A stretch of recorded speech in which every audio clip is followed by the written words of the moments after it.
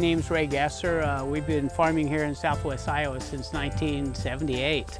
Our history here has been, we've been no-tilling almost everything for the last 30 years. And we think it's really important to maintain the soil, to build up organic matter. And we've been really, I think, successful at controlling erosion and building that organic matter on our soils for almost 30 years.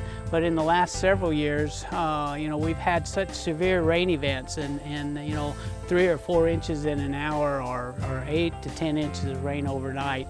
And our conservation practices, our no-till, our waterways, our terraces just aren't enough to handle those kind of events. Our goal is to have a cover crop on every acre, but that might be 5 years down the road because it's just a learning process for us now. It's going to take more time in the fall to get the cover crop seeded. It's going to take more management in the spring to get the cover crops terminated at the proper time. We farm about 6,000 acres total. About 1,200 this year's cover crops. We started 3 years ago with 200 acres of cover crops. Last year we did about 1,000 acres, and this year we're 1,200. We're trying to learn as we go to see what works best. So in this particular field is cereal rye, and it was planted 10 days ago. So in 1 week it was already up and growing, and that's the advantage that we see in our climate here in Iowa because we have a limited amount of growth between harvest and the time we freeze up. We need something that's pretty aggressive, we think.